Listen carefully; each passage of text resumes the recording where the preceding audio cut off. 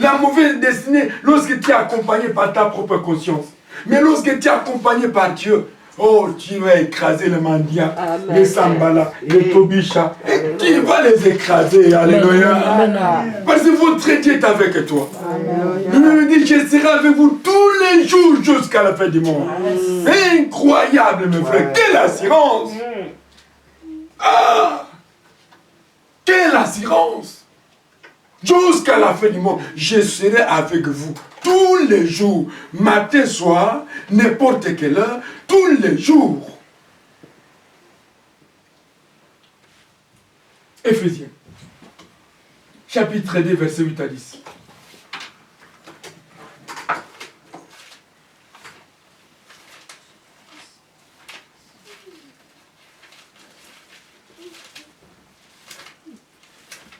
Éphésiens. Allez-y. Jean de Jésus-Christ. Éphésiens 2, 1 à 10. Vous étiez morts par vos offenses et par vos péchés, dans lesquels vous marchiez autrefois, selon le train de ce monde, selon le prince de la puissance de l'air, de l'esprit qui agit maintenant dans les fils de la rébellion. Nous tous aussi, nous étions de leur nombre et nous vivions autrefois selon les convoitises de notre chair, accomplissant les volontés de la chair et de nos pensées, et nous étions par nature des enfants de colère comme les autres.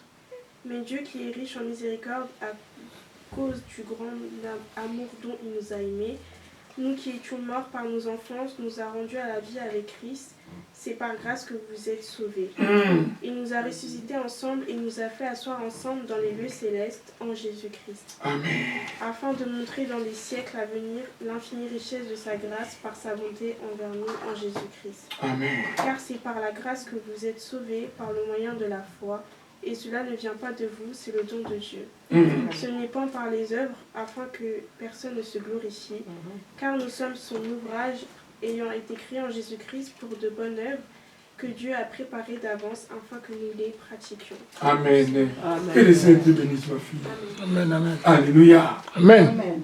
Que les vivants puissent dire Amen. Amen. Ah oui. Éphésiens 2:8. C'est très important. Car c'est par la grâce que vous êtes sauvés par les moyens de la foi. Nous sommes sauvés par la grâce. Nous recevons par la grâce. Nous sommes bénis par la grâce. La bonne santé par la grâce. Les opportunités par la grâce. Les voyages par la grâce. Les succès par la grâce. L'argent par la grâce. Tout nous recevons par la grâce. Et par les moyens de la foi. Parce que nous avons foi en Dieu. Bien-aimé, la foi en Dieu triomphe de toutes choses. Amen. La foi en Dieu ressemble à un béton qu'on a mis pour soutenir les grands bâtiments qu'on va construire. Parce que les bâtiments que nous voyons sont tenus avec un poteau invisible, un poteau puissant. Parce que lorsqu'on fait des bâtiments, je suis des bâtiments, avant de construire, on dame les sables, on creuse parfois 30 ou 20 mètres ou 30 mètres ou parfois 50 mètres selon les circonstances, si on voit les sables sont trop fragiles. Mais si les sables sont trop forts, on peut creuser jusqu'à 30 mètres. Et on met les piliers, les bornes, les 4 coins des bornes, parfois 5 bornes. Et on coule les bétons. Et dans ces bétons, il y a les bétons de 10, 20, ainsi de suite, des gros bétons là. Et on emballe avec des caillages et des ciments de sable. Dès qu'on coule les bétons, de gauche à droite dans tous les coins, on met maintenant un pavement bétonné en bas, afin que tous ces piliers soient conscientisés très fort en bas. C'est pourquoi on fait ça une cave. Alléluia. Et au-dessus maintenant, on commence à mettre notre plafond bétonné et on élève maintenant les murs. C'est pourquoi nous voyons les voitures entrer dans les caves et ressortir, mais aussi les gens sont habitués. La foi d'un chrétien ressemble à un béton soutenu par Dieu lui-même et c'est sa parole, afin qu'il ne puisse pas tomber dans les mains. Nous sommes sauvés par la grâce, par les moyens de la foi. Et la foi, c'est les bras pour recevoir des bonnes choses de la part de l'Éternel. La foi, c'est la détermination de ce que Dieu a dit est vrai et croyez comme il est. Ne cherchez pas la mathématique dans la foi, tu seras fou. Et un homme de foi, on a toujours vu orgueilleux. Pourtant, tu n'es pas orgueilleux. Mais en confessant, on te voit orgueilleux. Mais lorsque le résultat de la foi viendra, on va croire que, ce que cet homme disait, c'était vrai. Par les moyens de la foi que nous recevons tout ça. Il ajoute encore très important en disant, cela ne vient pas de vous. La foi que nous avons ne vient pas de nous. Alléluia. Ne vient pas de nous pour savoir se glorifier. C'est le don de Dieu. Dieu a donné à chacun un don de la foi. Un don de la foi. Et cette foi vient que de lui. C'est pourquoi on dit, Christ lui-même dit, il est le chef et le consommateur de la foi. Amen. Si vous avez la foi aujourd'hui, c'est le don de Dieu. Amen. Ce n'est pas ta force. Amen. Ce n'est pas par votre intelligence. Détrompez-vous. C'est Dieu qui t'a donné ces dons-là. Afin que ces dons-là soient alimentés par la parole du Seigneur que vous écoutez tout le temps. Amen. Ces dons-là commencent à te fortifier en écoutant la parole du Seigneur. Il y a de la joie lorsqu'on me dit d'aller dans la maison de l'Éternel pour écouter la parole afin que ta foi soit consolidée. Ce n'est point par les œuvres afin que personne ne se glorifie. Alléluia. Amen. Dieu a tout fait dans le monde. Quelles sont les œuvres que nous pouvons faire au-delà de Dieu? Personne. Il a tout fait. Nous, ce que nous mangeons, il a tout fait. Ce que nous vivons, il a tout fait. Les aliments, les herbes, les nourritures, les légumes, il a tout fait. Qu'est-ce que nous pouvons dire? Être reconnaissant devant lui. En disant, papa, merci. C'est ça ce qui nous reste. Tu as mangé, merci Seigneur. Tu as mangé les fruits, merci Seigneur. Tu as mangé la viande, les poissons, merci Seigneur. Parce qu'il a tout mis. Il n'a pas attendu que tu sois né pour mettre. Non, avant que tu sois né, il était déjà. Mais comment? Car nous sommes l'ouvrage ayant été créés en Jésus-Christ pour les bonnes œuvres que Dieu prépare d'avance afin que nous les participions. Nous sommes l'ouvrage. Alléluia. L'ouvrage créé par lui-même. J'ai vu un Congolais fabriquer un avion. J'ai dit, voilà un génie. Mais si on les prend, on les met dans de très bonnes conditions.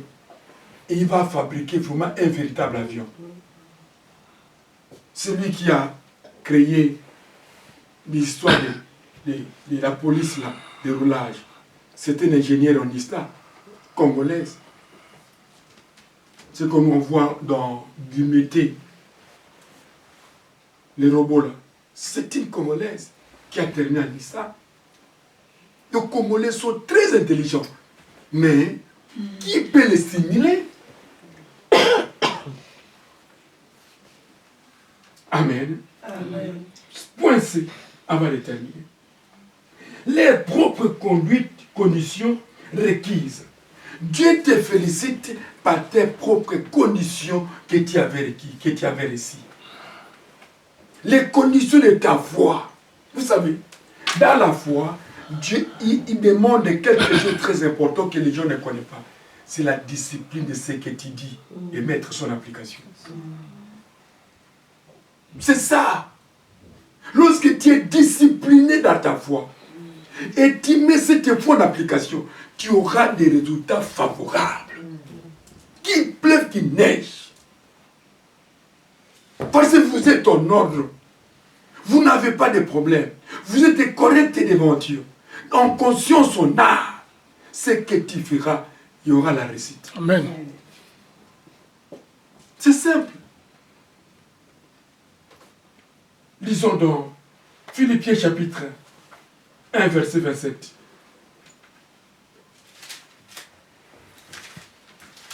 Philippiens 1, verset. Au nom de Jésus-Christ. Amen. Philippiens 1, 27. Seulement conduisez-vous d'une manière digne de l'évangile de Christ, afin que, soit que je vienne vous voir, soit je reste absent, j'entends dire de vous que vous demeurez ferme dans un même esprit, combattant du même âme pour la foi de l'évangile.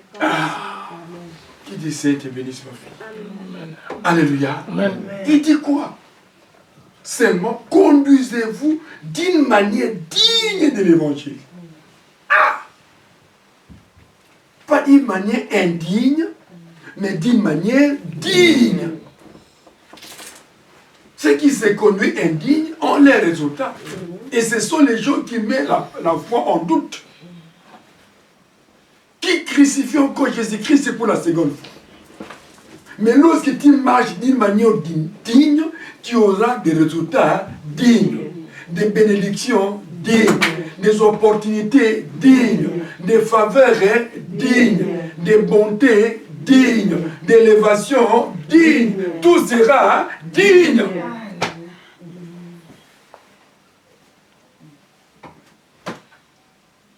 Conduisez-vous. Dieu met la personne face à sa propre conscience, face à sa propre responsabilité. La part de Dieu est là et la part de l'homme est là. Parce qu'il a mis tout en toi. La connaissance, la sagesse et le discernement. N'attendez pas Dieu de te pousser que faire ça. Au moins tu as la sagesse, tu as l'intelligence. Il a dit encore. Afin que soit que je vienne vous voir, soit que je reste absent. Lorsqu'il dit je viens vous voir, ça c'est l'apôtre Paul qui parlait aux chrétiens, aux Philippiens. Mais maintenant, nous actualisons ces messages à l'arrivée de Christ. Lorsque je viendrai, je vais vous trouver digne, même si je ne suis pas absent. Soyez toujours digne.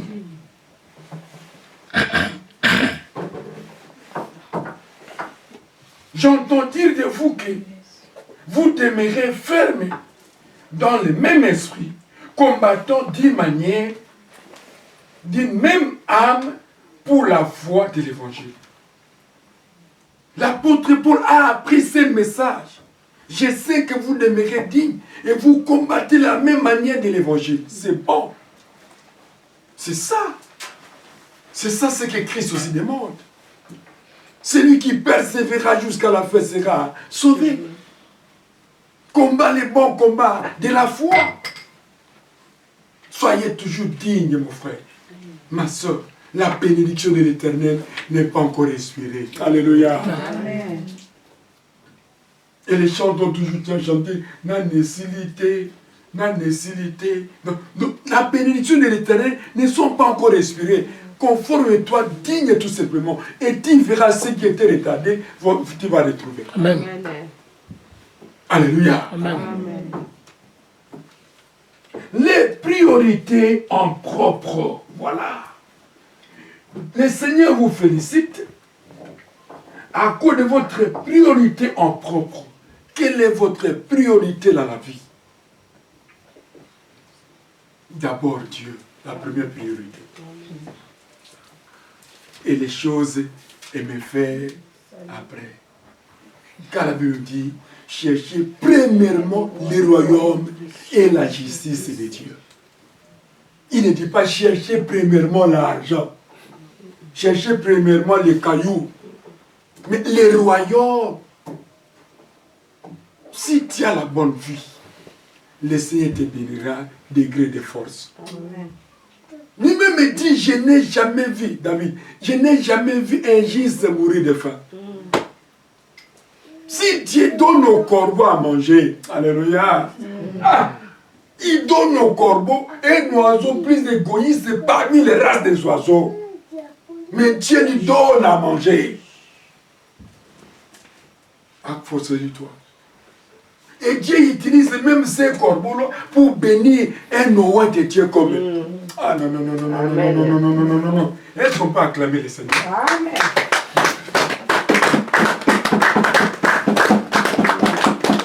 Un corbeau égoïste. Vous savez, si vous êtes égoïste comme un corbeau, ça c'est malédiction. Vous devez passer à la délivrance vite, vite. Franchement. Ça dit quoi? Vous êtes trop chiche comme ça. Ça c'est malédiction. Le corbeau ne partage pas. On l'a vomi parmi les races. C'est pourquoi il se retrouve tout le temps seul. Lorsqu'il croit, personne ne peut pas l'écouter. Depuis la création. Parce qu'il a envié les yeux des hommes lorsque Noé, après la déluge de Noé. Dieu avait envoyé le corbeau. Il a trouvé les yeux des hommes comme ça. Il a bouffé. Oh, ça c'est la vraie viande.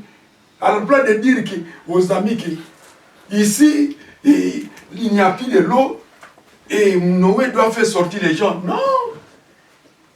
Il l'a voulu sûrement, lui-même se rassasier. C'est pourquoi même dans les pouvoirs, lorsque vous mettez quelqu'un égoïste dans les pouvoirs, oh là là, les peuples vont souffrir.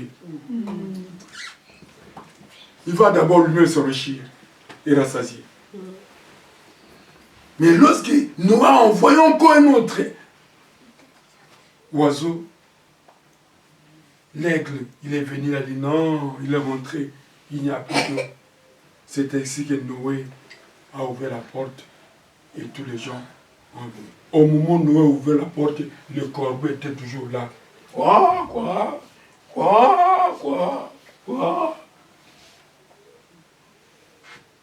Il est noir. C'était un mauvais signe. Psaume 30, verset 6.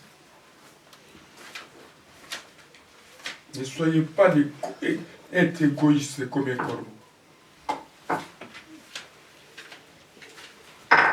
Nom de Jésus-Christ. Amen. 30, verset 6. Car sa colère dure un instant, mais sa grâce toute la vie. Le soir arrivent les pleurs et le matin l'allégresse. Alléluia. Je disais dans ma sécurité, je ne chancerai jamais. Je sais pas. Que Dieu te bénisse, ma fille. Amen. Que sa colère dure en un instant. Mais sa grâce dure toute la vie. Dieu peut se mettre en colère pour corriger. Mais il donne la grâce à tout le monde d'être sauvé. Amen. Alléluia. Amen. S'il avait corrigé Sodome et Gomorrhe, parce qu'il ne voulait pas écouter, c'est pourquoi Dieu les a corrigés. Après, il a donné la grâce à tous les autres qui vivaient. Il n'a pas vu faire le même spectacle qu'il avait à Sodome et Gomorrhe. Sauf à la révolte de Corée. Dieu frappe. Mais Dieu donne la grâce. Amen.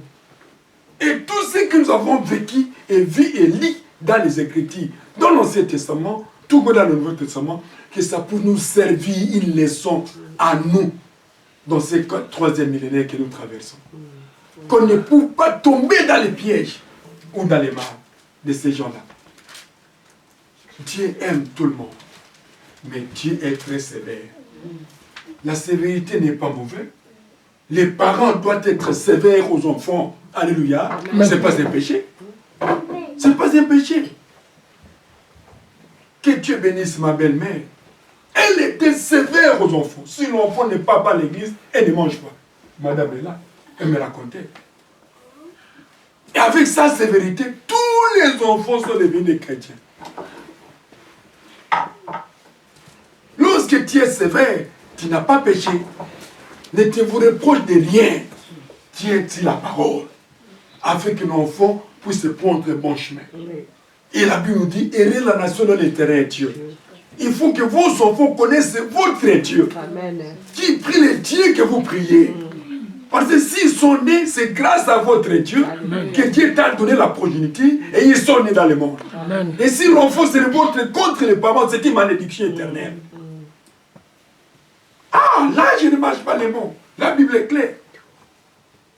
Les enfants doivent se soumettre aux parents. Les enfants doivent obéir aux parents. Les enfants doivent écouter ce que les parents disent. C'est une